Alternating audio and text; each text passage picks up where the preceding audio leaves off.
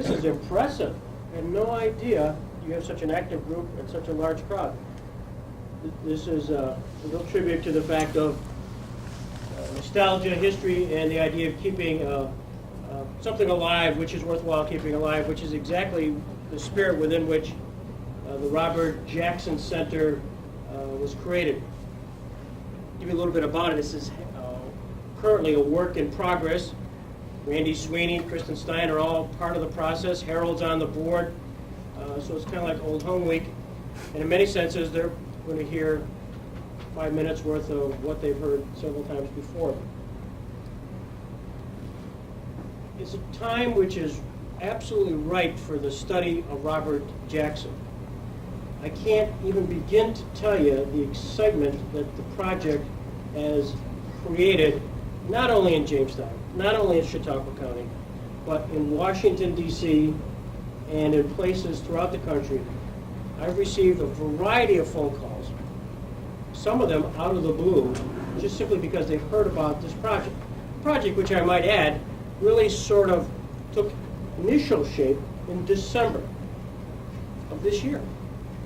Started at a concept which, well, normally you have a concept, somebody has a brainwave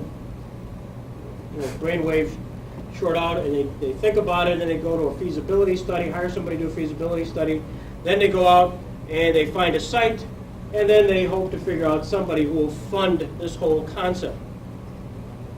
This broke all the rules.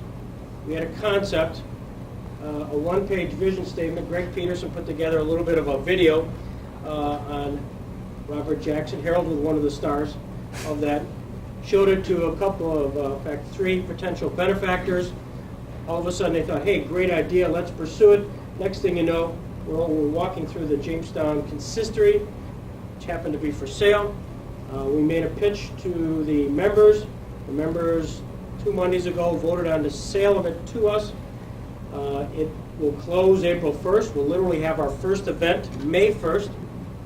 That event is sort of going to be a unique one, Law Day, which is May 1st, and we're going to celebrate that by the main speaker being Eugene Gerhardt. Eugene Gerhardt wrote what I believe to be the only biography at this point on Robert Jackson.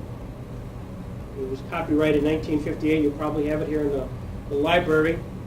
Gene is 89 years old. Spent time interviewing Jackson 1947 through 1954 and put together the book shortly after Jackson's untimely death. Well, he's coming to town, and he's going to spend a day or two to talk about his experiences with Jackson. Since that time, Dan Bradley, who was Chautauqua Institute president for 16 years, and was kind of hoping to gracefully go into retirement, heard this whole concept, listened to my spiel, and now he's going to be the executive director of the Jackson Center. Because of his involvement, he's already been to Washington, and though I'm not at liberty, because the camera is on, to tell you all the things that are going on, I can just tell you you'll be real excited in the next few months and certainly years as to how that is all going to interplay in the Jamestown area. And of course, Bruceburg, which is the home of Jackson spent his early years, is all part and parcel of that process. We've had the privilege of getting benefactors who donated monies for the cause. So this is a real project. It's not a pipe dream. We will be up and going through the good graces of the Community Foundation, the Fenton Historical Society, Jamestown Community College, Chautauqua Institution. Collaborations all over the place are all stepping forward to try to become participants. I can tell you that there's a few assistant prosecutors at Nuremberg, all in their 80s, all have contacted me, and we're hoping that sometime soon we'll be able to bring them back so they can talk about the Nuremberg experience, and in addition, talk about the boss, Robert Jackson. It's all very exciting stuff. Just going to kind of ratchet up a little bit the history of this area, and a lot of attention will be played on Frewsburg, New York. Let me give a sales pitch. The sales pitch is, if any of you have any anecdotal stories about Robert Jackson, it's important for us, as you're doing right now, archiving a lot of that stuff. And I'm a big oral history fan, so hit me upside the head here later on tonight. I'd like to get your name and just spend a few moments, not necessarily tonight, but getting those stories, because that's exceedingly important in preserving the history of Frewsburg, the history of Robert Jackson, and certainly the history of the area. Also, another plug, if you happen to have any old photographs, certainly candid photographs of Jackson, and we could borrow them to make copies, I'd be eternally grateful, and who knows, they may appear up at the Jackson Center, and we'll have a big acknowledgement. Anyways, that's the pitch. That's a little bit about Robert Jackson. I don't want to take away from the thunder of Harold, because he's the crime show. Thank you. Great job. That'll be something, once you get that thing rolling, I'm sure there'll be a lot of interest in going up and checking it out. And if anybody has anything like Greg asked you, maybe you could come forward. I'm too young to have anything or remember anything. I guess at this time we'll turn it over to Harold, and then when Harold's done, we'll have Phoebe just mention what she has here on the table. So Harold, if you'd like to come forward.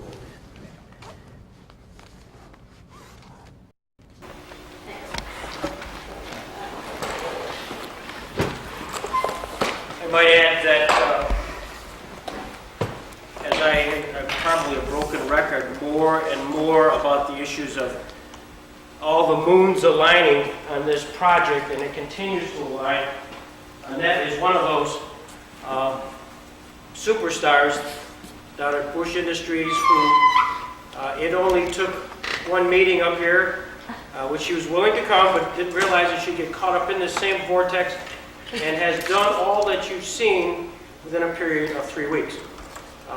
That's an extraordinary talent, and I can't thank you enough, Annette. And also kudos to Bush Industries for permitting you and Cindy and Lorraine Melise and a variety of folks to kind of participate, because they're doing a lot of things. One for the community, but they're tipping their hat to you, Carl. You know, Bush Industries saying, we believe in Carl Kappa, and we believe this project is worthwhile. And I thank Cindy and Annette and all others the same way, because an awful lot of people feel very strongly about you and this particular project, because it has caught fire. It's absolutely caught fire in a variety of ways, just by the mere fact of the folks that are here. Not all of them are on the board of directors. A lot of them are volunteering their time and what they think is good for the community. What you said there was absolutely true. Jamestown does need a push, does need a boost, and this is part and parcel of it. So we wanted to give you a little sneak preview so that you and the family can look forward to May 1st and what will happen. And can't thank you enough. Can't thank you for the support we've had from a whole lot of other folks here, and we've got some coffee. And for those, I think some of these folks have not seen the consistory. I know, Bruce, it's been a long time since you've been here. Again, just a quick view of what's going to happen May 1st. Hopefully most people are going to come in the front door. That's our goal. And that's going to kind of force them to walk through the mansion. And that will be cleaned up in the sense of a lot of the Masonic stuff that's there now will be gone.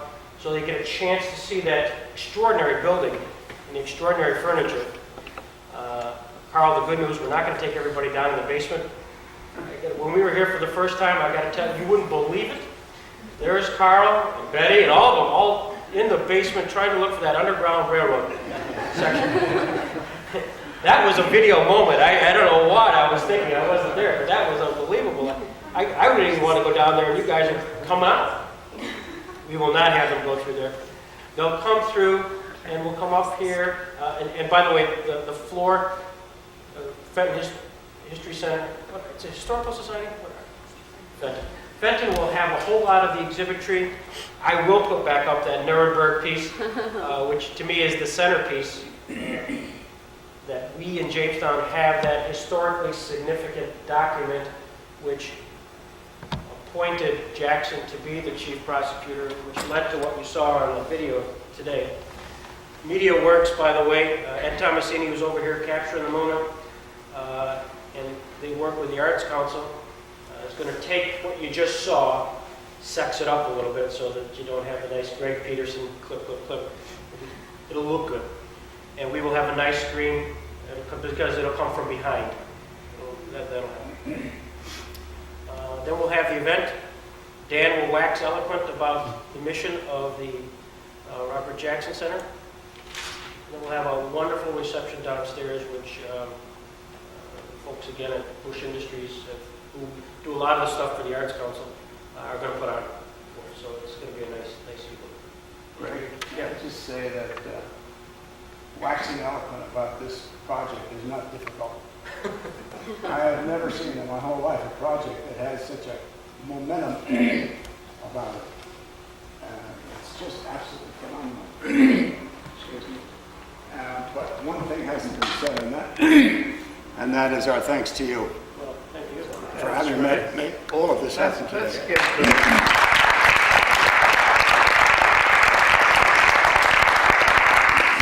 He's done a lot of work.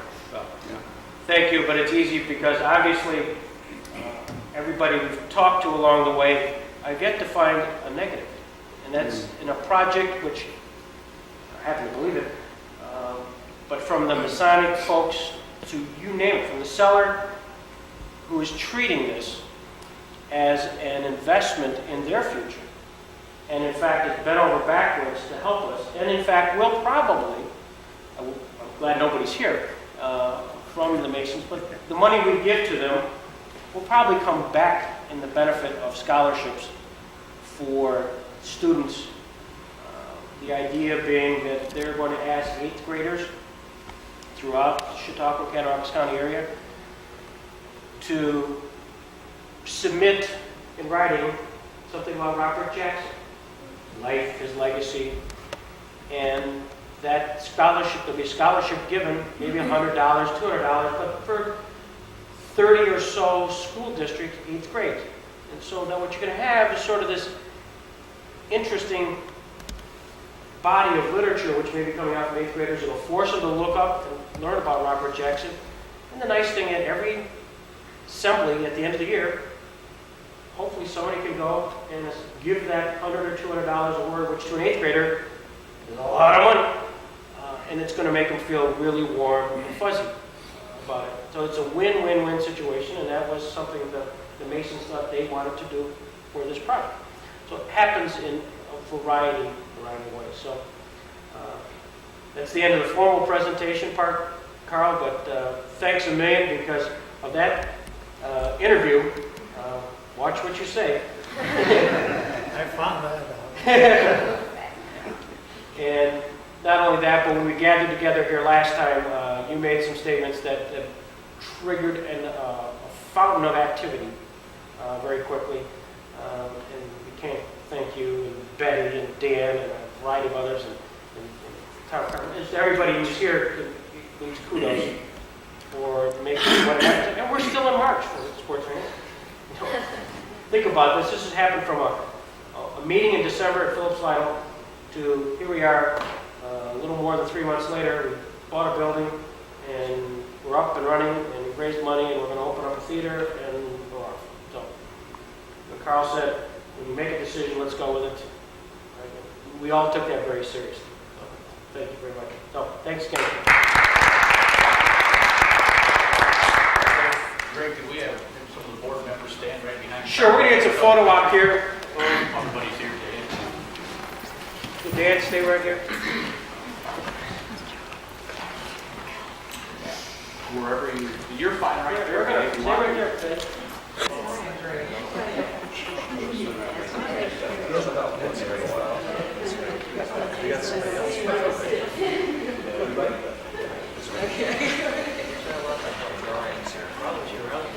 Riley's running to Washington to work with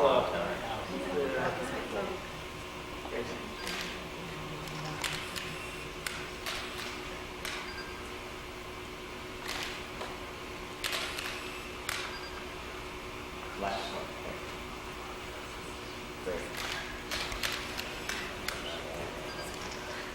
So you may want, while you're here, just get a singular shot of Dan and a plus shot of Dan in front. Sure.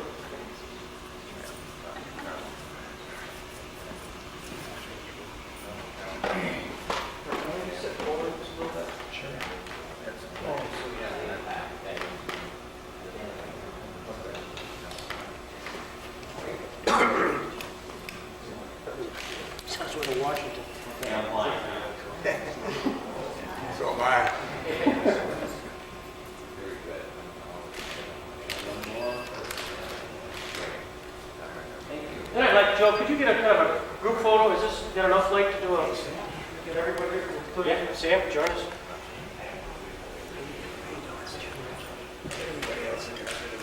So you're all there. This is everybody. This is Randy. Once you get involved in this, Paul, if you can get involved, you're getting sucked in, Paul. You don't know this. All you guys are all part of this process here.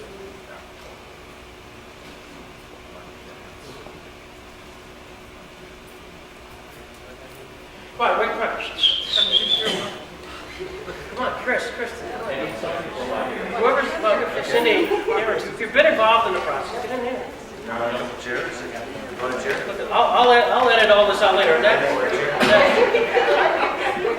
I got the equipment. This all. You may think you're in a picture, but you'll be gone.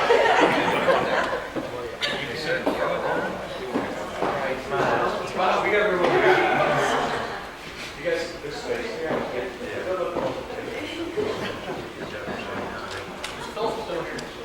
Turn that light on. I don't know how. Just pull the plug. Let me tell you how technical that is. Let's pull. Yeah, we'll sit there and I'll sit there.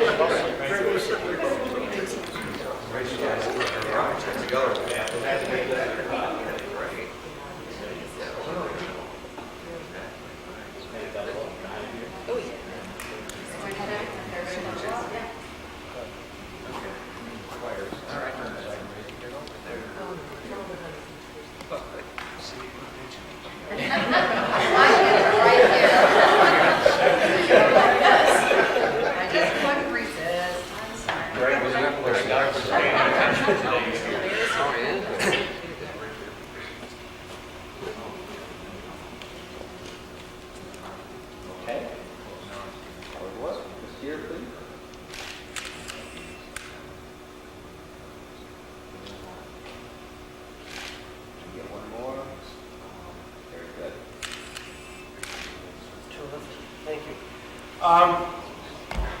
The mayor has shown up.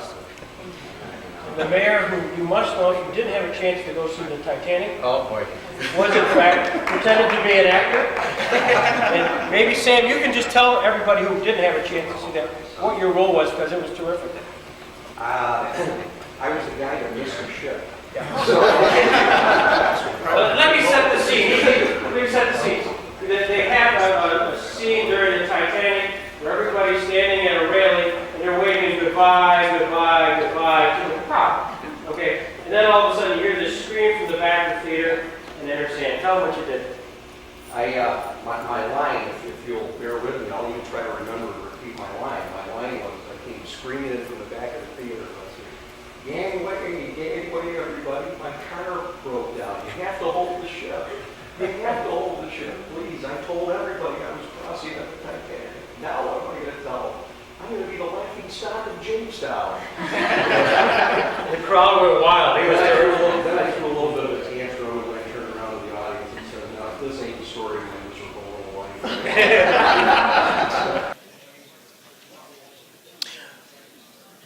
My name is Greg Peterson. I am the president of the Robert H. Jackson Center, and I'm thrilled with the crowd here tonight to enjoy a special evening with a very special individual. To our distinguished judges, members of the Inns of Court, and especially the veterans of the World Wars and the veterans of the Gulf War. And I know we have a few here, and could you stand up where folks are from the Gulf War? Did they come? I know there are a few that were coming here. There is. Thank you very much. Appreciate it.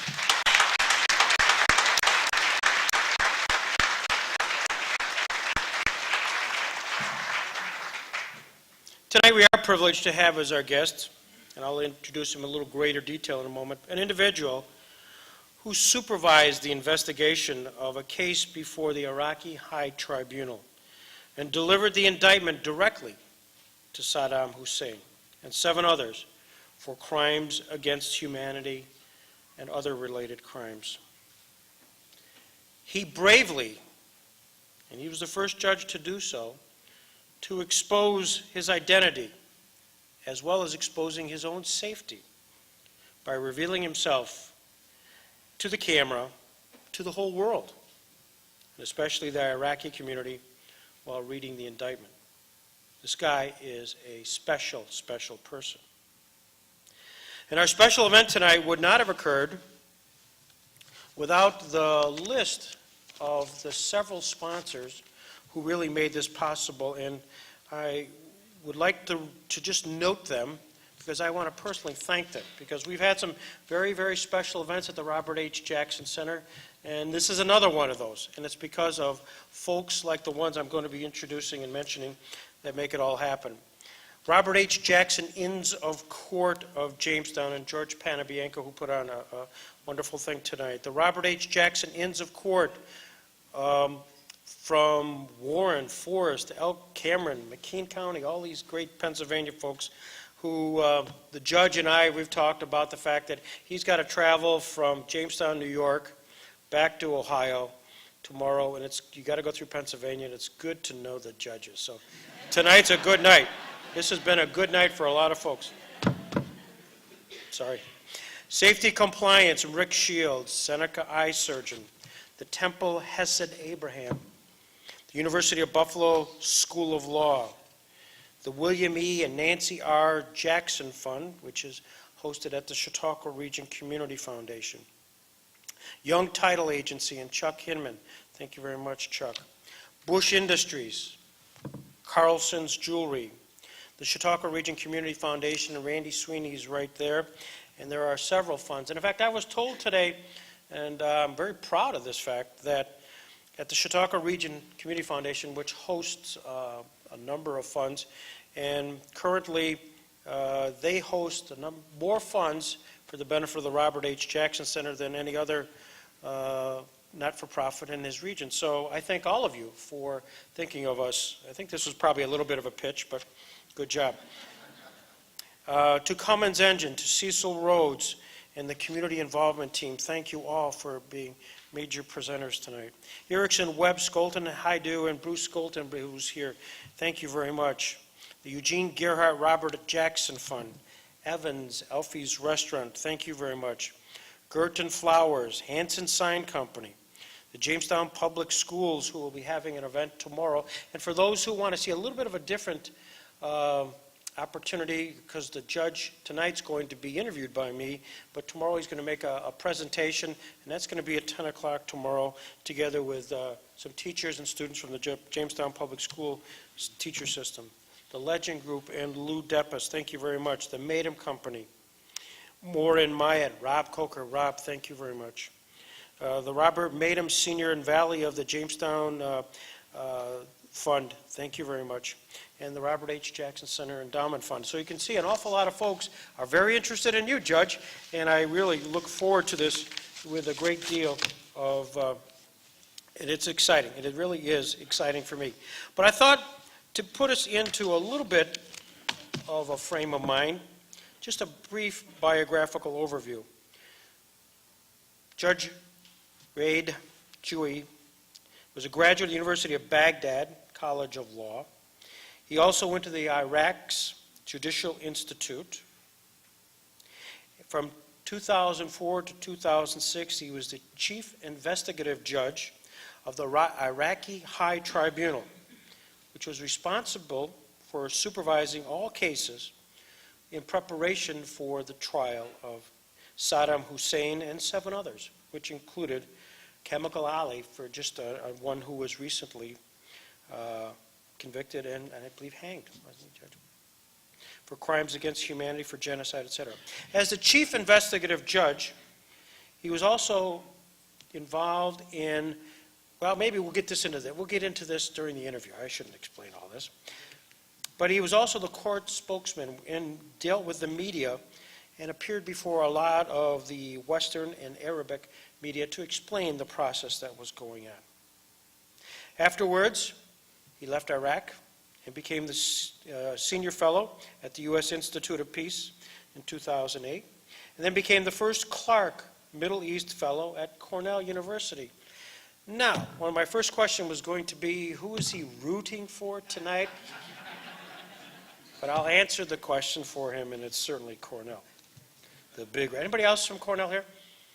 All right, the Big Red. Most recently, he's a visiting jurist in residence and an LLM candidate at Case Western Law in Cleveland, Ohio. Judge Rad has a wife and 3 children who are currently living in Ithaca, and we'll talk a little bit more about that soon. How does all this happen? How do we get lucky enough to have the chief investigative judge of the Saddam Hussein trial here? How does this work? It's taken 3 years. 3 years.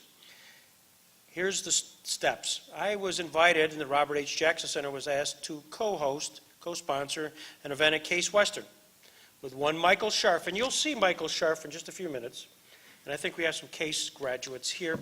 Michael Scharf was the head of the Cox Center and really a superstar in the international criminal law field.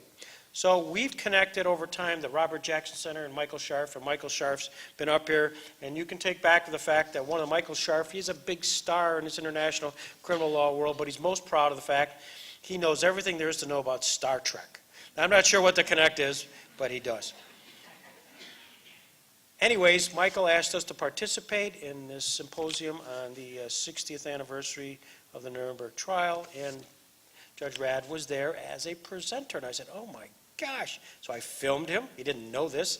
He's never, I don't think we've gotten his consent yet, but we have used it. I want you to know this. And I thought, how cool, where is he? How can we get him here? Well, he was in Cornell. That's just a shout away.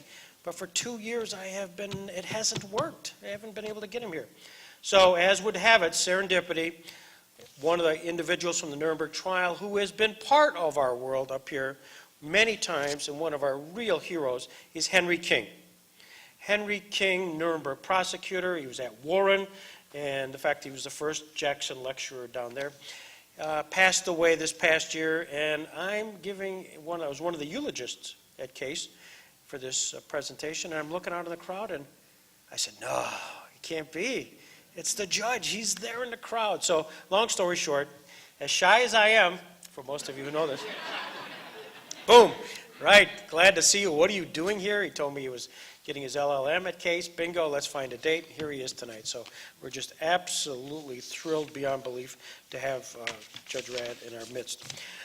Also, there may be one or two of these. So this is a book and a plug for Michael Scharf. It's called Enemy of the State.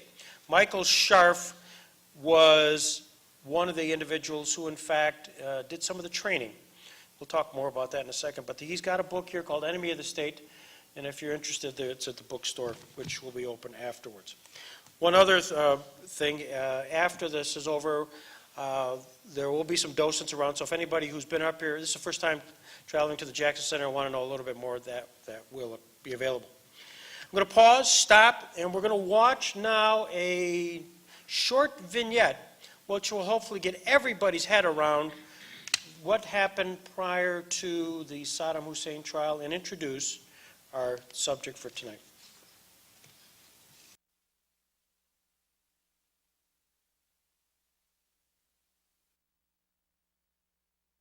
Peterson, I am the president of the Robert H. Jackson Center, and I welcome one and all for an extraordinary event which will be forthcoming. Today we're going to hear from Ernest Michel. Ernest Michel's life spans 84 years, and during that time period has seen a lot, but much of his career deals with issues dealing with international law, international rules, rule of law. And just before we get started, I really do want to pause and reflect on what happened 5 years ago today, September 11th, 2001.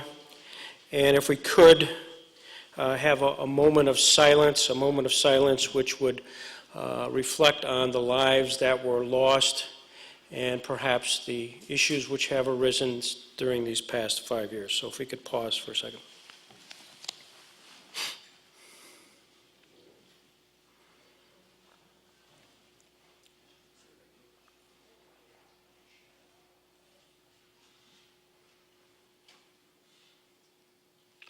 Thank you very much. I also want to point out on a much more upbeat note that today is the 55th birthday of Randy Sweeney, so if we could sing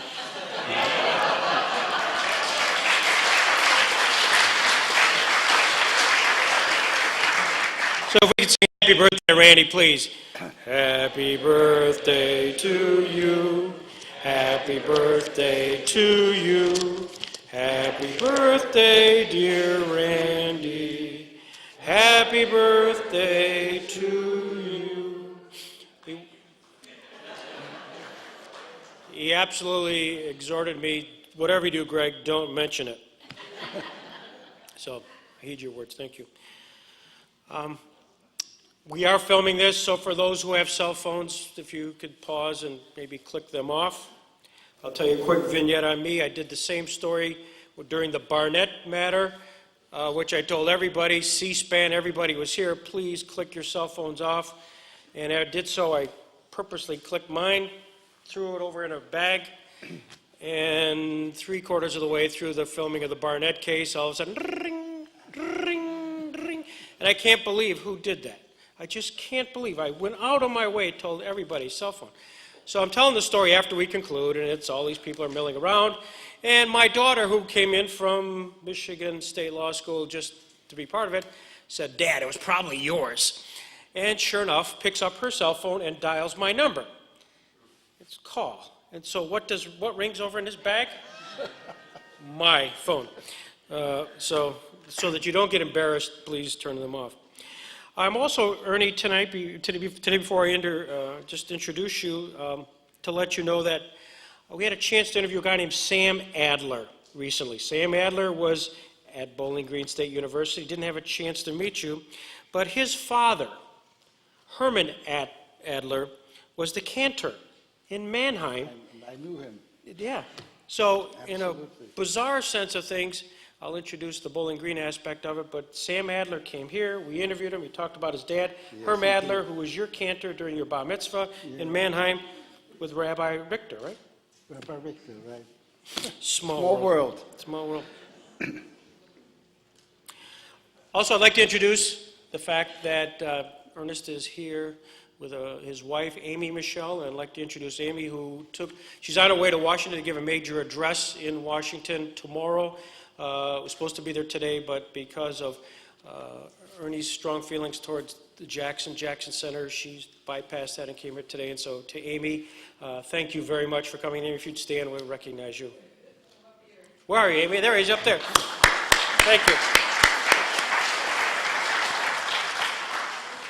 This event doesn't happen without the sponsors to make it happen. Let me just briefly recognize those. Terry and Les King of King's Heating and Sheet Metal, Chris Smith of Schaffner, Minna and Company, CPA, Greg Serto of Truck Light Company, Hadley Weinberg from Weinberg Financial Assets, the congregation, Hesed Abraham, and its individual members of the congregation, represented today by Debbie Greenstein and Debbie Newman. Thank you very much.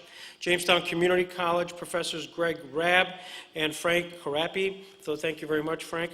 Roger Dickinson of Community Bank, and from the Chautauqua Region Community Foundation, who is hosting the William E. and Nancy Jackson Fund, as well as the World War II Legacy Fund, which all support activities here at the Jackson Center. We thank Randy Sweeney and Tammy Bakewell. Now to Ernest Michelle. I commend to all of you buying this book, Promises to Keep. $15, you will walk away fully understanding this man's singularly unique life, of which we will just get a glimpse today, a brief glimpse. $15, it's out here, and Ernie had sent a few of those to us in advance, so I commend that. Why? Born in Mannheim, Germany in 1923, a man who spent 5.5 years of his life in a concentration camp, including Auschwitz, and while there, including interfacing with Dr. Mengele, escaped from the death marches as the Russians were moving their way through Poland, and they were moving concentration camp to concentration camp with guns ablaze, and after Ernie, he escaped. The war ends. He then becomes part of an Allied-funded German news agency, Dana, He'll talk about that. He covered the Nuremberg trials, and his byline simply read, Ernest Michel, Auschwitz survivor number 104995. Hollywood would not possibly get this story because they could not possibly believe that Ernest Michel went and covered the prosecution of those who persecuted him, exterminated his family, and almost exterminated his race. His book chronicles it, Promises to Keep. He came to America in 1946 through the support of the United Jewish Appeal. From Chicago, he ended up in Port Huron, Michigan, and worked for a newspaper there.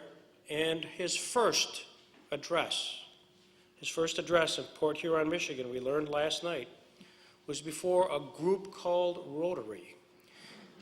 And as life happens at the Jackson Center, the full circle here today, Ernie, you need to know that we are well populated by the folks from our local Rotary, of which I thank you all for continuing to support the Jackson Center.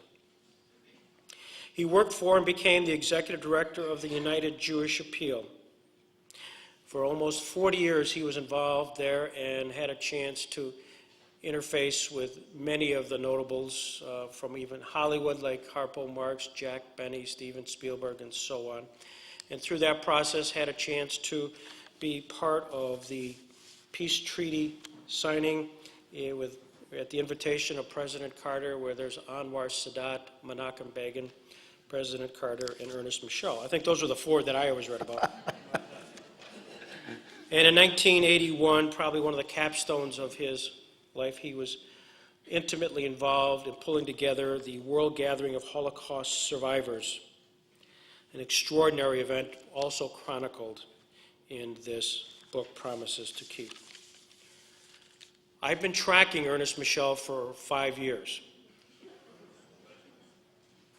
And he spoke at Dunkirk in 2001. There was a Holocaust event there, and unfortunately I was unable to attend, so I sent a surrogate who's got me this book inscribed from Ernie to me, wishing us well. I'd like to report that from that wish, 5 years later, we're doing fine, and we thank you very much, Ernest, for that encouragement. We tracked ourselves down to Mount Vernon, Ohio, where I feel like a paparazzi. He was speaking, and I grabbed him, and I have no idea what that is. I felt like I won the slots at the Salamanca. and if we did, keep it going. You would appreciate that, Ernie, as a fundraiser, you know? Somehow somebody the right time. Right time, that's right. And in this past year, Bowling Green State University, he was one of the principal speakers, and there we had a chance to interview Mr. Michel. He's just an extraordinary individual, and he made the fatal mistake saying, because he's such a fan of Robert Jackson, he would love to come and to waive his fees in coming here. And for that, I was all over him the next day. He had no idea.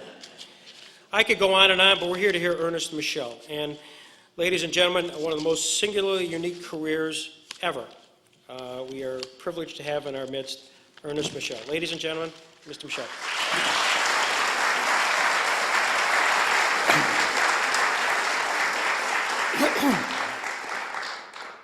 Greg? Okay, if we could get things started, I'm going to ask you all to take a seat. I'd like to welcome you tonight to the American Inns of Court. It's a real pleasure that we can be here and listen to the Hinckley prosecution by Roger Adelman. And tonight, my objective is simply to introduce Gregory Peterson. When I got Gregory's resume off the internet, it read, Gregory L. Peterson, partner in charge. I didn't have to go any further than that. With that, I'm going to introduce Greg Peterson, who is the president of the Jackson Center. Thank you.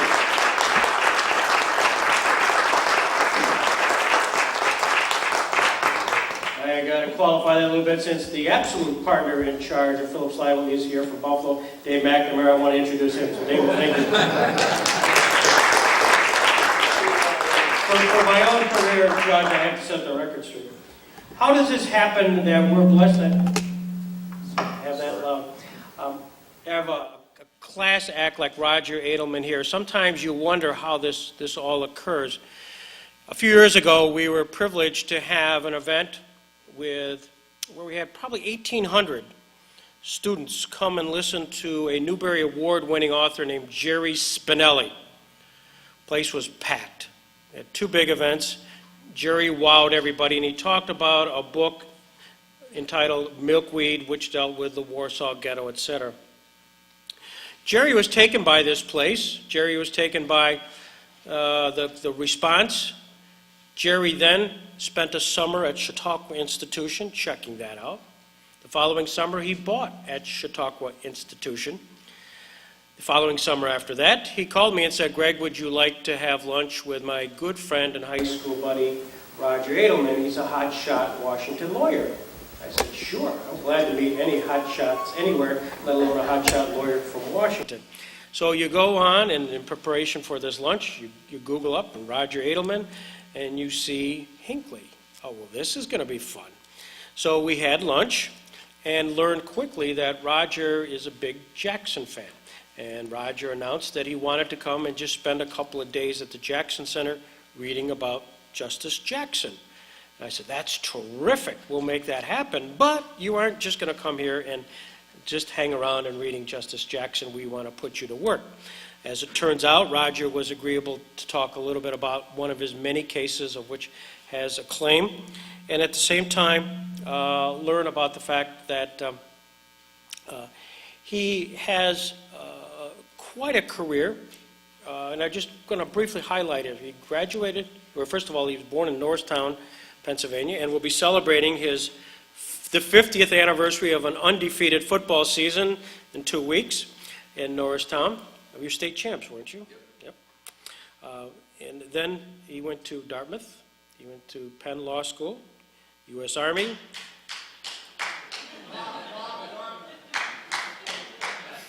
He does this all the time. 3 cheers for Hanover. U.S. Army, U.S. Attorney General's office in 1969. It was during that time period where he had a chance to be involved in the Hinckley trial, and that's obviously one of the things we're going to talk about today, as his title is The Federal Insanity Defense, The Lessons Learned from the Trial of John Hinckley. He was at the Justice Department for 18 years, through various administrations, and maybe he'll comment if somebody wants to ask him later on what he thinks the state of the Justice Department is today. He then went to Kirkpatrick and Lockhart, and 1988 went there, and is currently in a sole practitioner in Washington, principally dealing with white-collar crimes, and investigations and prosecutions conducted by the Attorney's Office and RICO, and you name it, he's been involved in it. But also, it's important to know that the bulk of this crowd here today is involved in the members of the Robert H. Jackson Center Inns of Court. It's a relatively new organization which consists of lawyers and judges, but that Roger was intimately involved in the founding of a Inns of Court in Washington, known as the William B. Bryant American Inns of Court, and he was one of the founders. He also was very much involved in, for folks up in Buffalo, David, Victor Caputi? So a name which may have some legacy up in the Buffalo area. Roger was very much a disciple of. He was involved in the Abscam case. He's a frequent lecturer, and we're just thrilled to have really one of the legends of the bar, the D.C. bar here in the Robert H. Jackson Center, and he really is a legend of the bar. In fact, he was honored as such and has been, together with guys like E. Barrett Prettyman Jr., who was one of our members of the board, have been interviewed, and it's part of their website. Before I bring him to the podium, I'm going to show a brief vignette. So we're going to dim the lights and help put everybody into a time period in 1981.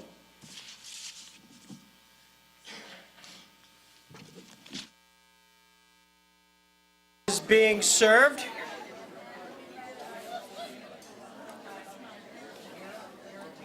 I'd like to convene our event commemorating the 100th birthday of Thurgood Marshall. A couple of housekeeping matters. All of you have at your tables a unique chocolate piece, and annually this appears courtesy of Mary Jane DePietro. Mary Jane, if you'd stand and say, we want to say thank you.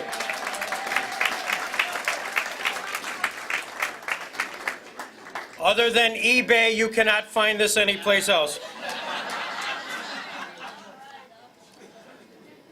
This meal tonight was brought courtesy of the folks at Elegant Edibles, and I just thought it was terrific, and I want to thank the staff, and they can hear you inside. Thank you, folks.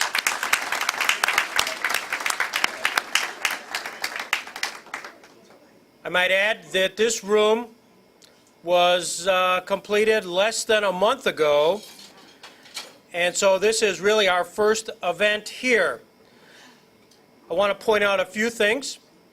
One is to your left. Some of you may not have seen this. This is a series of posters that were donated to the Jackson Center, courtesy of Terry Janethis. Terry Janethis was a graphic design artist from Jamestown.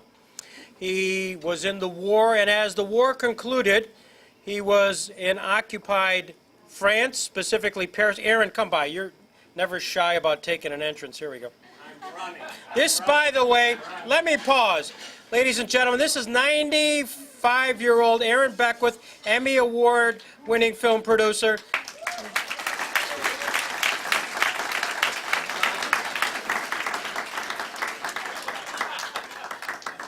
And he does this every year, Robin. So, yeah. So the posters were a gift from Terry Janethis. He found them while walking along the River Seine at various bookstalls. These depict the French resistance. He had them in his valise for well over 50 years. Stopped by one day, wondered if we were interested in these originals. The answer was, of course, quickly yes. We were able to get them displayed, and what you see is a representation of over 90 of these posters which were given to us. So that's Terry Janethis. Off to my right is an exhibit which currently is being shown in Europe and Asia. This is prepared by the Nuremberg Human Rights Center as well as the Goethe Institute. This is an attempt, it's entitled The Road to International Criminal Court from Nuremberg to The Hague. And interestingly enough, you'll see Robert Jackson, you'll see Louise Marino Ocampo, you'll see some of the individuals who in fact will be here in August at the International Law Dialogues. And of course we welcome one and all. But this is the only place this is being shown outside of the outside of Europe and Asia. So we thank the folks. And in fact, in August, the head of the Nuremberg Human Rights Center is coming over to talk a little bit about that. Also, as you walked in, you had a chance to see a book display, which was sponsored by the Insurance Management Company, Cole Stearns. Thank you very much for making that happen. And the Chautauqua County Historical Society, James O'Brien, once again, thanks for setting that all up. And that wouldn't happen without James and Rita Goss. So that is the exhibit. It's great stuff. Books autographed by Robert Jackson and related Nuremberg material. One other piece of historically interesting aspects of it, as we're celebrating and commemorating the life of Thurgood Marshall, and of course part and parcel of that is Brown versus Board of Education. It's just kind of an interesting historical note that the attorney for Homer Plessy, of course Brown versus Board overruled Homer Plessy, Plessy versus Ferguson, was an attorney from Mayville, New York, Albion Tourget.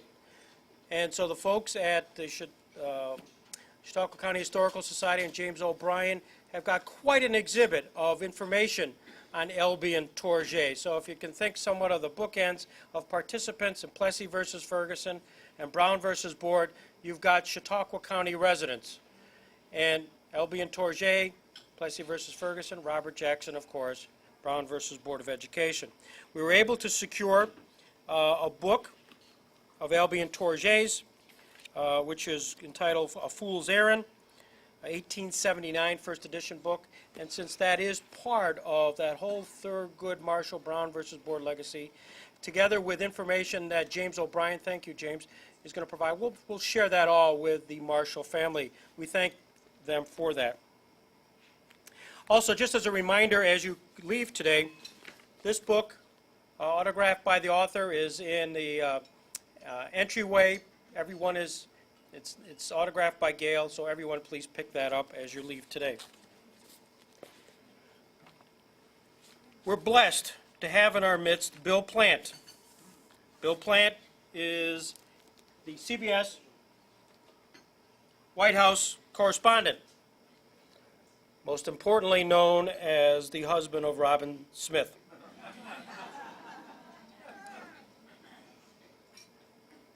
Bill was correspondent during the administration of Ronald Reagan, beginning in 1981, Bill Clinton, and George W. Bush. During the administration of the first President Bush, he was CBS's News State Department correspondent. His reports are seen regularly on The Early Show, where he's a senior White House correspondent, and the CBS Evening News with Katie Couric. And in fact, when Robin was here, Bill Plant was in Chernobyl, and we all had a chance, because he called in. He checked in that day and said, hey, I was just at Chernobyl, see me tonight. So the entire Western New York helped the sweeps ratings here, Bill. He's also covered the civil rights movement in Mississippi and Alabama, including Dr. Martin Luther King's historic march from Selma to Montgomery. He's received many major broadcast journalism awards, in addition to Emmy Awards for his coverage of the death of Princess Diana, the Reagan-Gorbachev summit, and the Reagan 1944 re-election campaign. He won an Emmy for his investigative report on the U.S.-Soviet wheat deal broadcast on CBS News in 1972. His international work was recognized with a 1971 Overseas Press Club Award for his reports on the India-Pakistan War, and a second in 1975 for the best radio spot news reporting for his coverage of the fall of South Vietnam and the Cambodian government's evacuation of American personnel.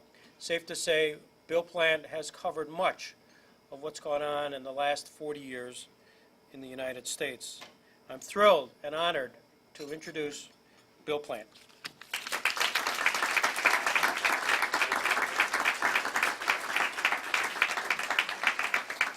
Thank you very much, Greg. I wish I could have been with you in March, but you saw me glowing in the dark after Chernobyl, right? Which was a fun trip. Another story. I'm delighted to be here. I was hoping that I could be with you in March, but that didn't work out, so I'm very glad that this did. I'm very glad because the 100th anniversary of Justice Marshall's birth provides a wonderful takeoff point for me to talk about what I first did when I came into Network News. Now, I hasten to add. We're going to get started. My name is Greg Peterson. I am the chairman of the board of the Robert H. Jackson Center located in Jamestown, New York. We were created in the year 2001 to honor the legacy of Justice Robert H. Jackson, born Spring Creek Township, Warren County, Pennsylvania, on February 13, 1892. During this short period of time where we have been involved at the Jackson Center, we've been privileged to come down to Warren on several occasions to share the legacy of Justice Jackson, to learn from you about him. I've had a chance to interview many of you regarding Justice Jackson and memories that may have been created, to look in the archives and to share. And this is one of these events tonight, is another one of those opportunities to share this legacy of a gentleman who not only was born here, but went on to great heights, having left Warren County at age 5, went to Frewsburg. There he did his high school. He did his 13th year at Jamestown High School. He never went to college. Never went to college. Never graduated from law school. Passed the bar in New York at the earliest age possible, age 21. Practiced law in Jamestown for 20 years and represented such companies as Blair Corporation, as Corey Jamestown, and some other companies that you may now know as Windstream, the KeyBank, Altel. He had a distinguished corporate career as well as a distinguished career representing many individuals. But during that time in Albany, he connected with somebody named Roosevelt. And it was that time, as a young Democrat, and in Chautauqua County there weren't many Democrats, let alone many Democratic lawyers. So Roosevelt and Jackson's got Velcroed together. And in 1934, he was asked to become the attorney for what we now know as the Internal Revenue Service. He had a case against a guy named Andrew Mellon, was extremely successful, and when you go to the Portrait Gallery in Washington, you'll see a plaque that says a variety of portraits are given through the beneficence of Andrew Mellon. The backstory is it was given as a result of a settlement of a civil tax lawsuit, Jackson against Mellon. He became an assistant attorney general, solicitor general, attorney general, justice of the Supreme Court in 1941, where he stayed until 1954, where he died in October of 1954. His funeral cortege came through Warren. It actually stopped here. The funeral, the fact the Jackson family went over and went and had lunch with the Blairs. They in turn went to Jamestown, where there was a service at St. Luke's Church, and ultimate internment in the Frewsburg Cemetery. A piece of the puzzle that I have overlooked was the fact that in 1945 he was appointed by President Truman to be the chief American prosecutor at the International Military Trial at Nuremberg. Now, that has become a seminal event in the history of international criminal law, and hopefully all of you received, when you walked in, the opening statement of Justice Jackson at Nuremberg, which is deemed to be one of the great pieces of English literature and is taught, recited over and over again. Not bad from a man from Warren County, Pennsylvania, who never went to college, never graduated from law school, and went on to heights and to become what, telling some folks earlier, the answer to the Jeopardy question of name the only man in the history of the United States to be a Solicitor General, Attorney General, and a Justice of the Supreme Court. This event doesn't happen today, this celebration of Robert Jackson, without various sponsors, and hopefully you received a program here today which outlines those folks, and we publicly want to thank them. The Warren County Historical Society, the Pennsylvania Humanities Council, Edinburgh University, Blair Corporation, the Warren County Bar Association, and the Robert H. Jackson Samuel Bonavita Lectureship. To all of those folks, we say thank you. It's also good to point out the Warren connection with Jackson. Not only did I mention that the Blair Corporation and the Blairs were very close with Justice Jackson, but also in our presence, Sam Bonavita, attorney, had an opportunity to interface with Justice Jackson while in Nuremberg. You can ask him to actually tell you the full details, but let me just give you a brief highlight, because this took a degree of I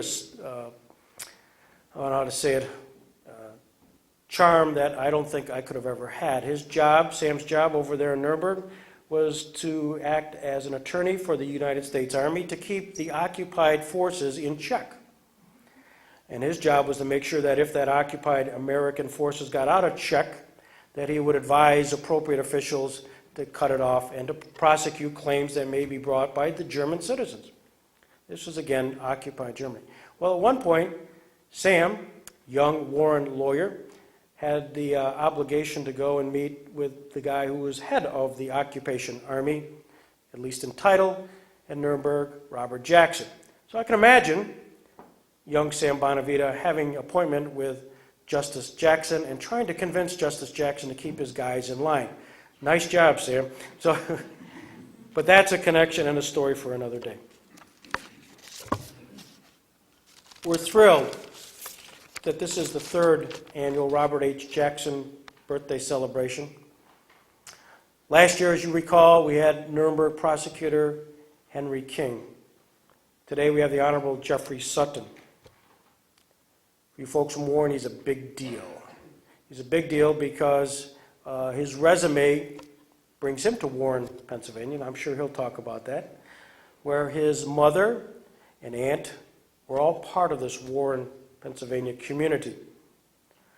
And at the same time, he hasn't lost track of his roots as he went on to becoming a graduate from Williams College.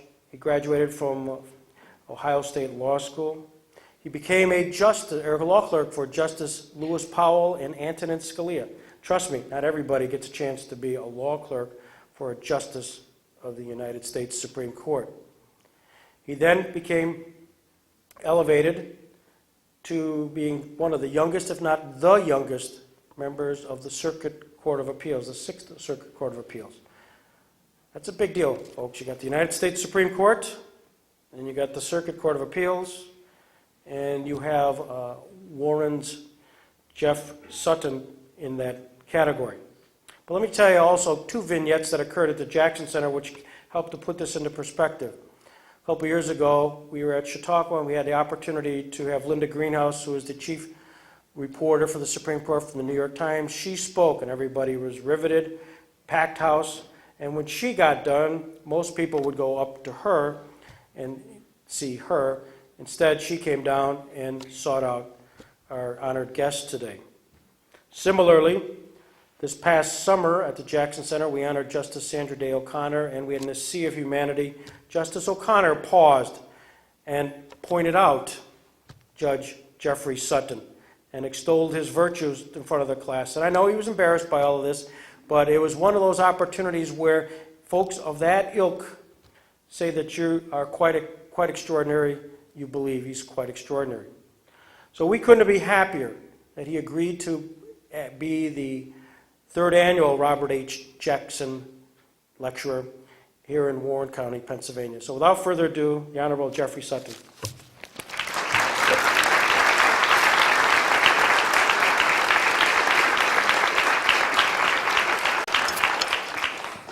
Well, thank you, Greg. Very generous as always. I am very proud of my Warren roots. My mother, Nancy Dalrymple Sutton, grew up here. My grandparents from here. My uncle and aunt, Chase and Mary Putman are somewhere. I'm looking for them. And then Tom and Ellen Paquette, my cousins, are here as well. And we get here. I don't get to Warren every summer. I get to Chautauqua every summer, and probably to Warren every other summer. My parents met in Chautauqua, so this part of the country is very important to us. And it's been so much fun to learn about Justice Jackson's connection to the area. Well, I'm going to keep this relatively informal. For the co-sponsorship, and I'd like to thank Michael Bobstein from the Bar Association of Northern Chautauqua County, and I don't believe Mr. Bobstein's here tonight, for co-sponsoring this. I'd also like to thank the Robert H. Jackson Center staff, and particularly Carol Drake, who's the only woman I know who has a caterer on speed dial. And you'll find out more of that tonight when we have our dessert reception after the program.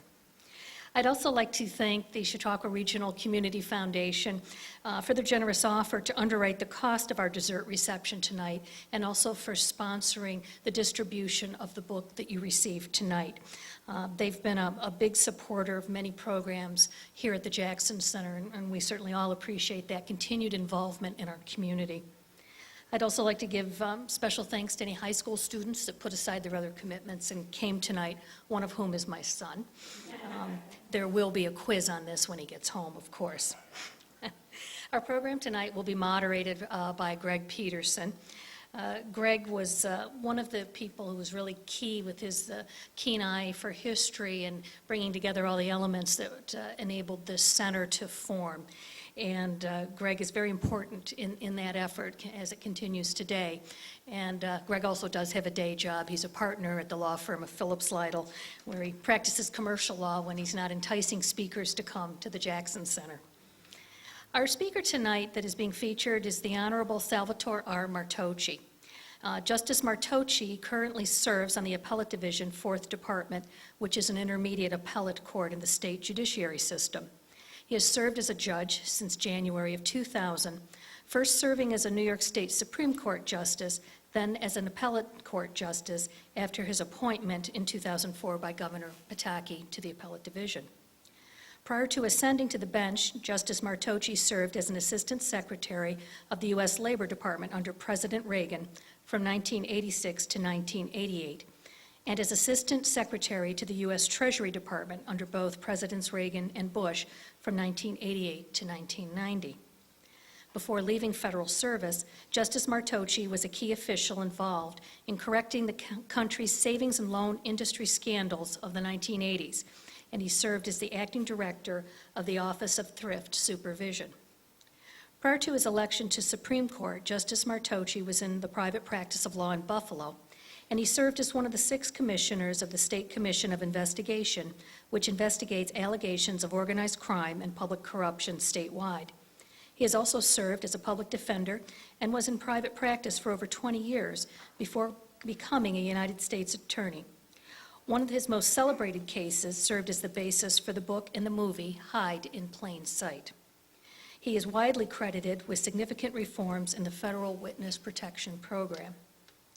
Justice Martocci is also the recipient of numerous awards, including the Ellis Island Medal of Honor, the Alexander Hamilton Award, which is an award of distinction given by the Secretary of the Treasury, the recipient of the Buffalo News Outstanding Citizen, and the LaSalle Medal and Distinguished Alumni Award from his alma mater, Canisius College. Justice Martocci has had a keen interest in William Donovan for many years, and he's authored several articles on Donovan, which have been published in the Western New York Heritage magazine. With that introduction, I'd like to now welcome our moderator to the podium, Greg Peterson.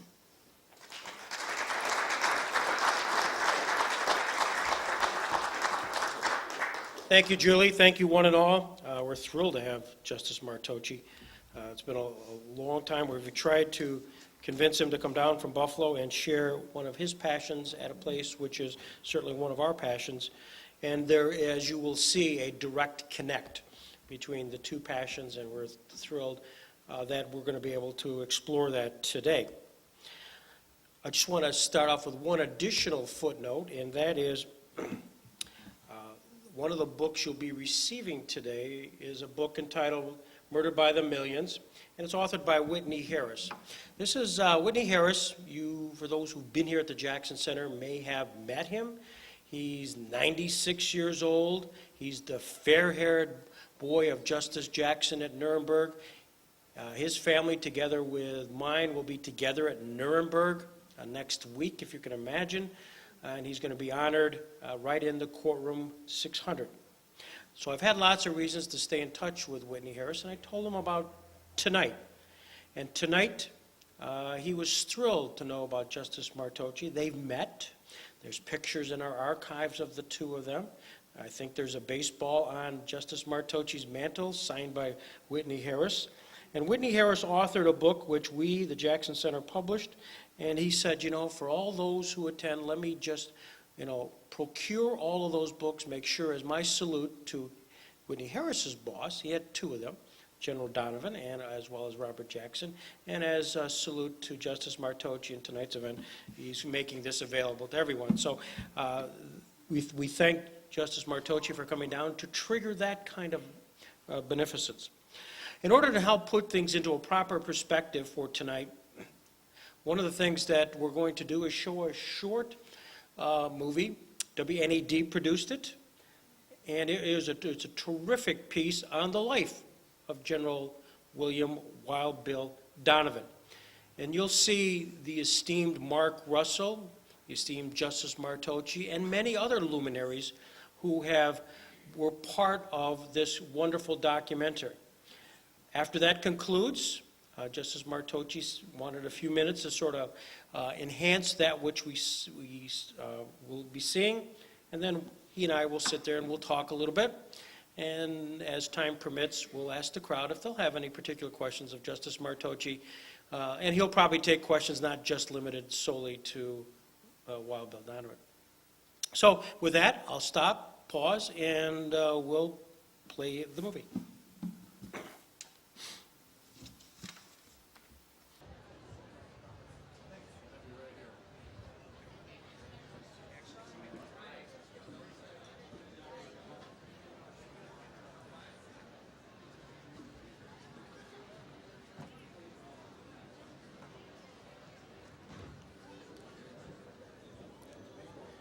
The Chief Justice of the United States.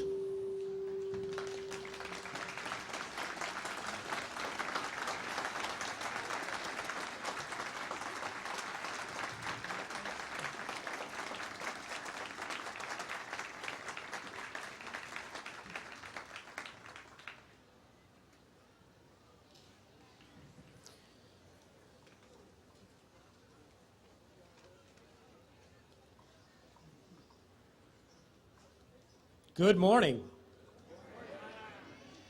And what a morning it is. Somebody take a picture. Look at this. My name is Greg Peterson, and I am the president of the Robert Jackson Center.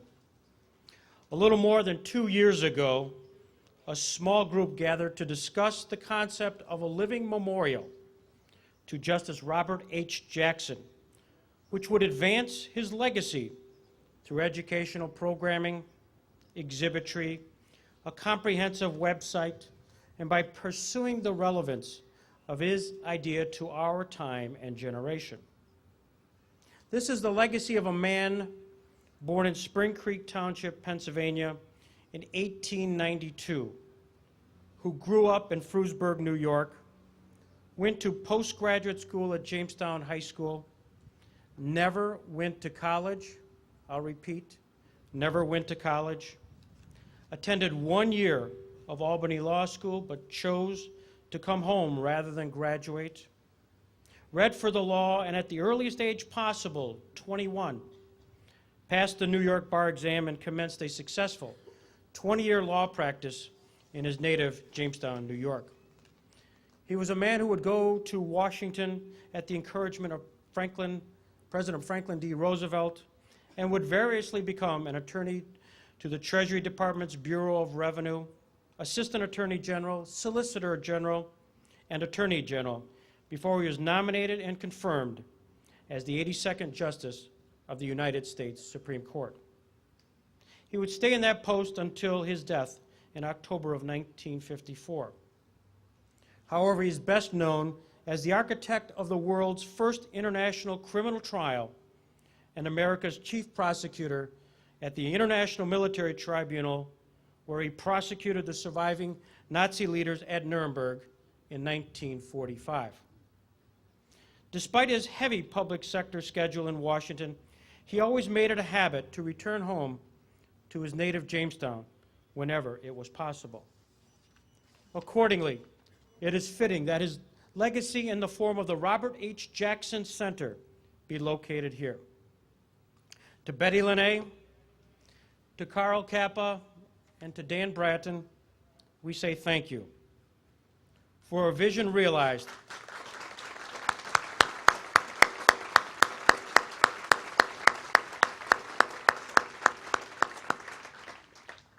For a vision realized today when we can gather to honor Justice Jackson in the presence of his family, his friends, and his former law clerk, now Chief Justice of the United States, William H. Rehnquist. Prior to requesting everyone to stand for the Pledge of Allegiance and the invocation, a few notes about the participants. To lead the Pledge of Allegiance is Michael Cardman. Last year, he became the youngest Eagle Scout in the history of Chautauqua County at age 13. To lead the invocation will be Father Moritz Fuchs, who during World War II was known as Private Moritz Fuchs, and he had the singular experience to act as Justice Jackson's bodyguard during the Nuremberg trial. Ladies and gentlemen, please rise for the Pledge of Allegiance, followed by the invocation.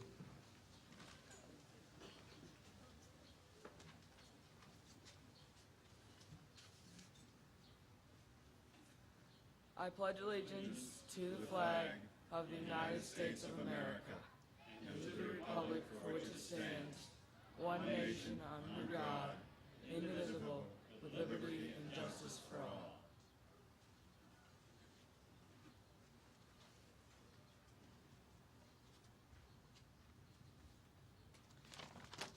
In praise, wonder, and thanks, we join with intelligent creation to honor God's plan for human life on earth as we gather to honor Justice Robert H. Jackson. More accurately, we are here to honor the Creator whose plan for humans came to felicitous fruition in the life of Robert Houghton Jackson. In most centuries, a few great or noble men or women arise and stand out as leaders in ways that God would evidently have his human experiment grow in exemplary conduct. We are drawn to admire and emulate those who have and share with us a lofty vision or valuable insight that evidences their being on track with God's plan for human history. We can marvel at the trust with which you, God, endow a few who can then lead us worthily. Thank you, God, for letting that trust in you grow in Robert Jackson so that he could so articulately express and accomplish such a proper judgment at Nuremberg. Today, as we thank you, our Creator God, for our human history and our national history, we center our thanks for placing Robert Jackson among us.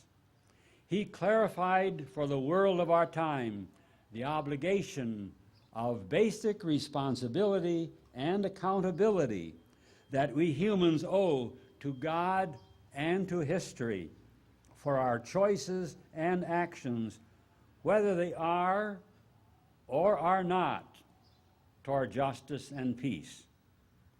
So as we gather today to dedicate this memorial in honor of Justice Robert H. Jackson, we ask you, God, for your continued inspiration and empowerment among us to strengthen and develop our efforts toward world respect, justice, and peace, so that someday all your various people the world over may, in fuller freedom, praise you, Lord, Almighty, Creator God. And they all said, Amen. What'd they say? Amen. Thank you.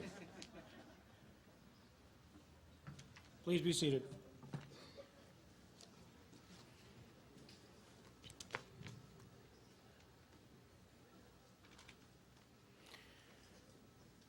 The Robert H. Jackson Center and the Valley of Jamestown Ancient Accepted Scottish Rites invited 7th and 8th graders throughout Chautauqua and Cattaraugus counties to participate in an essay contest with the topic, United States Supreme Court Justice Robert H. Jackson, a native of Jamestown, played a prominent role in our country's history.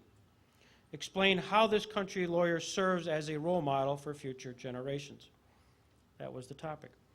A number of entries were received, and I am pleased to announce at this time the winner of the 2003 Robert H. Jackson Scholar Award as Ashley Schroeder of Faulkner School. Ashley, if you'd step forward, and she's the winner.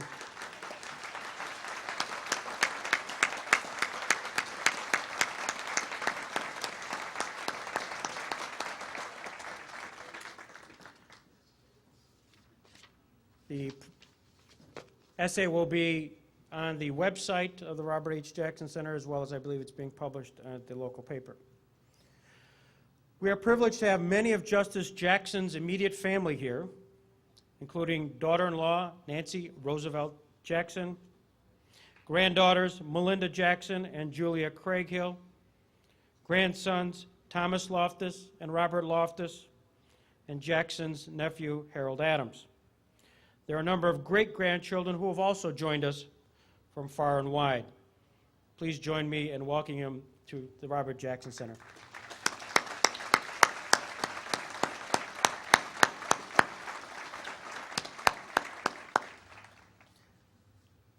I'm further privileged to introduce another granddaughter, Melissa Jackson, who is currently the Deputy District Attorney of the Rackets Division of the Kings County District Attorney's Office. She joined the office in 1981 after graduating from Fordham Law School. She completed her graduate work at the University of Pennsylvania in 1974. Her resume is long and distinguished. However, I am thrilled at this point, ladies and gentlemen, to provide some family remarks, Melissa Jackson. Melissa?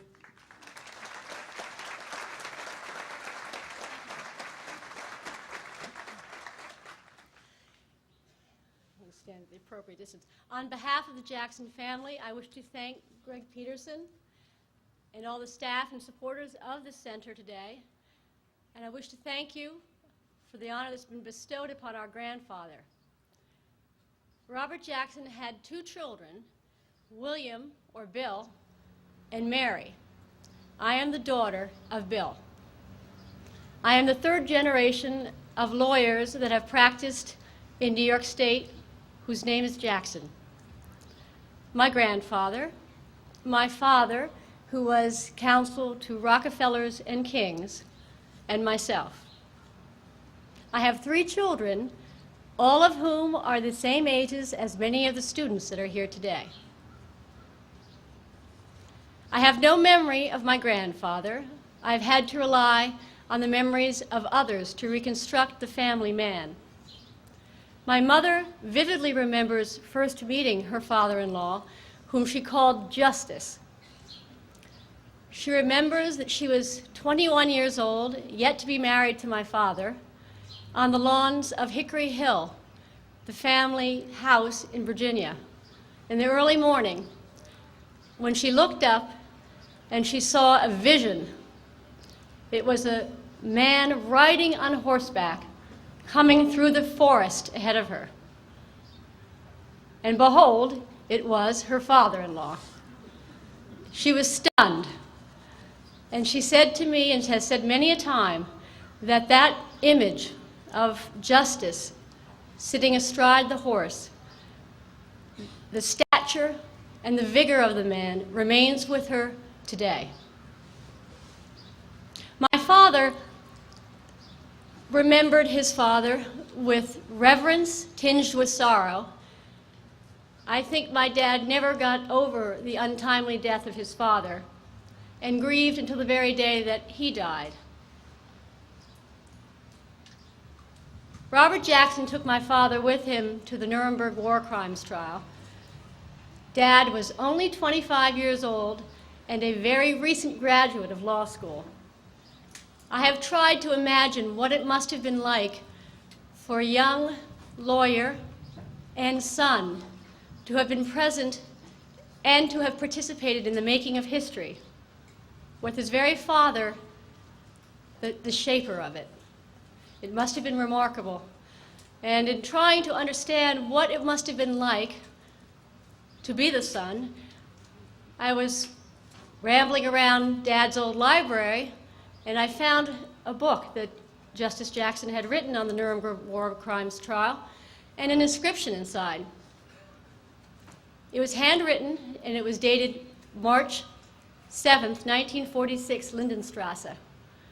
And it read, "For William Eldred Jackson, whose mature judgment and ceaseless effort did so much to shape this creation and to make it possible, with the appreciation and affection of his father, Robert H. Jackson." I think this inscription gives us a sense of what an affectionate, generous, and humble father Robert Jackson was. I came to know my grandfather through the study of the law. I'll never forget my first civil procedure class when I came upon a decision by Justice Jackson, and with the shock of recognition realized that that must be the person that I'd heard so much about. And I was overwhelmed by the clarity of thought and the grace of his language and the power of his words. I wish I had known him. I've been a prosecutor for 22 years now, and there has not been a day that I haven't looked to my grandfather for guidance in making very difficult decisions. In 1941, when he was Attorney General, he was asked by someone what was the definition of a good prosecutor. I have those words penned on the wall in my office. Grandfather said that the qualities of a good prosecutor are as elusive and as impossible to define as those which make a gentleman. And those who need to be told would not understand it anyway. A sensitiveness to fair play and sportsmanship is perhaps the best protection against the abuse of power. And the citizen's safety lies in the prosecutor who tempers zeal with human kindness, who seeks truth and not victims, who serves the law and not factional purposes, and who approaches his task with humility. These principles, truth, justice, compassion, protection of the citizen's rights, these are all part of Robert Jackson's legacy. And it is that legacy that this center has chosen to preserve and to promote. Jamestown is the perfect place for such a center with such a grand mission. Jamestown was the beginning of Robert Jackson's career as a lawyer, and some may say that you should claim that you are the cradle of justice. This is the town where his children were raised. It is the town that my father told me he wept bitter tears when he had to leave at the age of 12 to go to Washington with his father. I know my father kept in touch with his Jamestown friends, as grandfather did with his. Finally, on behalf of the family, I wish to thank Chief Justice Rehnquist for being here with us today. Chief Justice Rehnquist, you represent for us an institution that our grandfather cherished. And you also hold a unique place in his legend as his law clerk. You know us as none of us did. It is most fitting that you, the top judge in the country, dedicate the center, and you honor us with your presence. Thank you.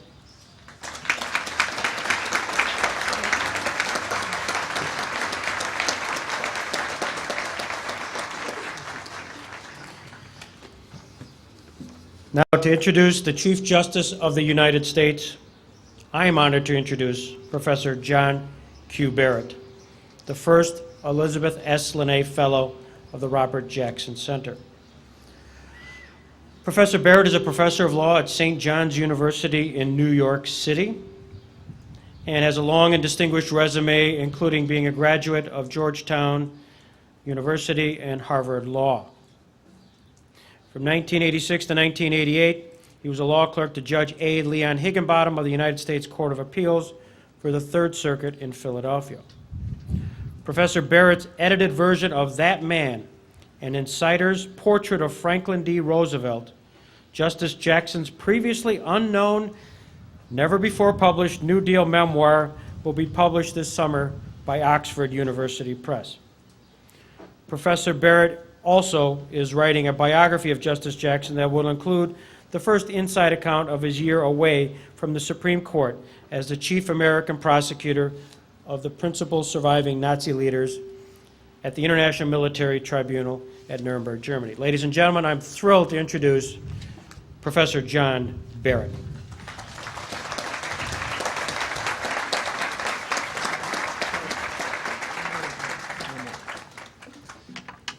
Thank you very much. It is an honor for me this morning to have this privilege of introducing William H. Rehnquist, the Chief Justice of the United States. Chief Justice Rehnquist was appointed to his present office by President Reagan in 1986. He previously had served from 1971 until 1986 as an Associate Justice of the Supreme Court. He was appointed to that position by President Nixon. His total service on the Supreme Court thus now totals over 30 years, which makes him one of the longest-serving Supreme Court justices in our nation's history. An interesting path brought Chief Justice Rehnquist to this distinguished destination in public service.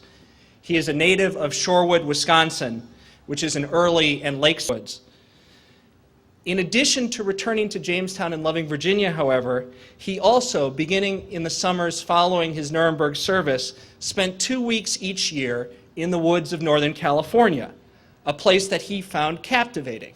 And I think, having now seen both, in some ways there's a surprisingly direct comparison between those groves north of San Francisco and the groves here in southwestern New York State. As luck would have it, his second law clerk, a gentleman named Phil Neal, who was here with us last October, had become a law professor at Stanford University. And so the serendipity of nature and Northern California and Phil Neal and Stanford becomes the connection to William Rehnquist. In 1950, Professor Neal invited his former boss, Justice Jackson, to dedicate a new law school building at Stanford. That was a year in which Phil Neal was teaching a student named William Rehnquist.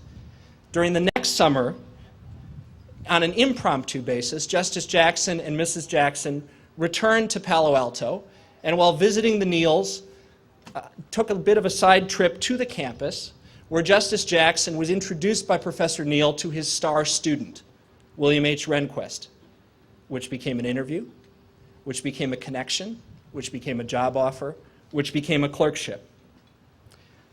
In December 1951, Justice Jackson wrote to almost graduating Stanford Law School student William Rehnquist, "I felt that at our talk at Stanford that you and I would get along pretty well together. And if we can make proper arrangements, I will be glad to take you on." I know all of Jamestown and this region joins with me in echoing that Jackson sentiment. We will and we are here today getting along pretty well together with Chief Justice Rehnquist, and in Jackson's phrase, it is a high honor that he is taking us on and dedicating the Robert H. Jackson Center. The Chief Justice of the United States, William H. Rehnquist.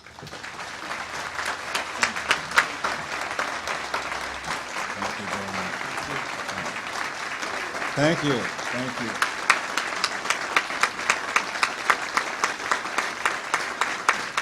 Thank you. Thank you very much.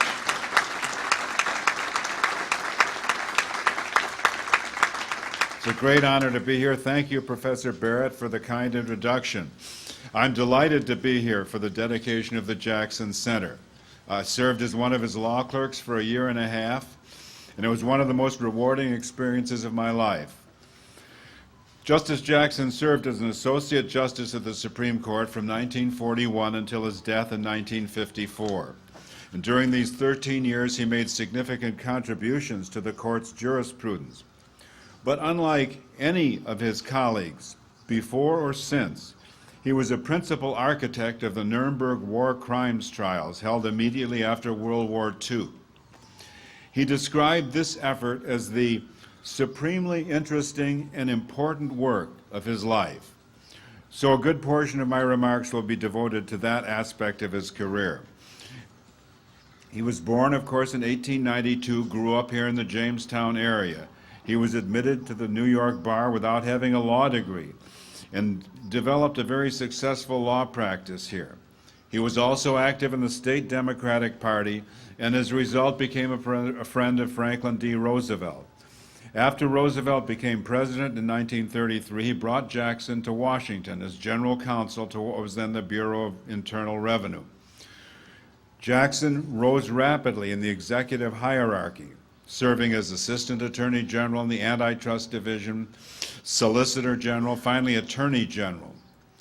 Justice Louis D. Brandeis expressed the view that Jackson should be Solicitor General for life, a high compliment from one who did not bestow compliments casually.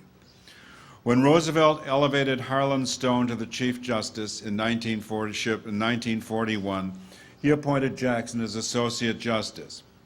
Franklin Roosevelt died at Warm Springs, Georgia on April 12, 1945. He was succeeded by his vice president, Harry S. Truman. The Allies in Europe were sweeping to victory. VE Day was less than a month away.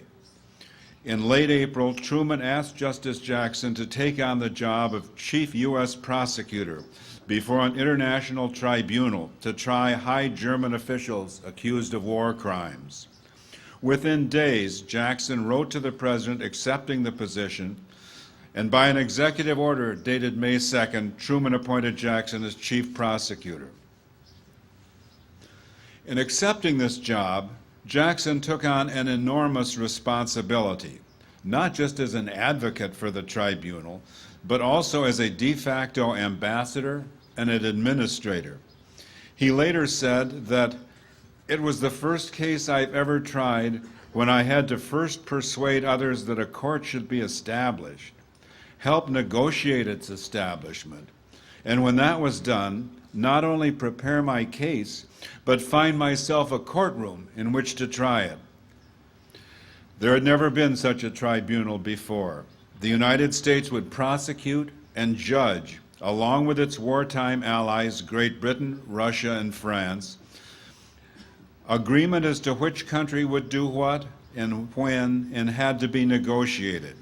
A sizable and highly competent staff had to be assembled on short notice to depart for war-torn Europe for an indefinite period of time. Jackson made his first of several trips to Europe in late May 1945 to discuss preliminary matters. This was before the age of jet propulsion, and travel was by propeller plane. These planes, as humans in your marvelous and mysterious plan of life here.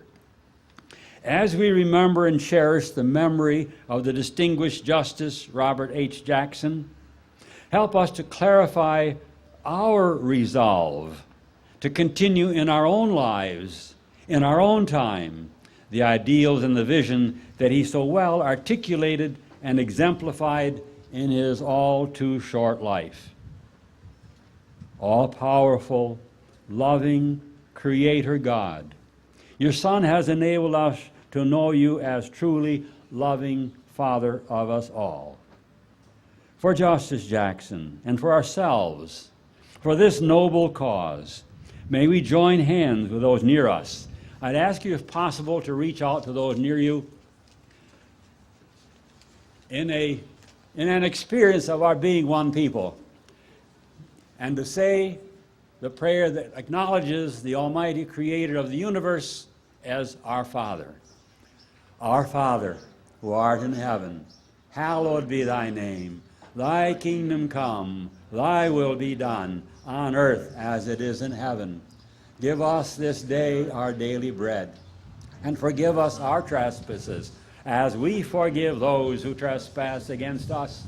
And lead us not into temptation, but deliver us from evil. For thine is the kingdom, and the power, and the glory forever. Amen. Thank you. Thank you, everyone. Thank you for participating. Mr. Chief Justice, you honor us with your presence.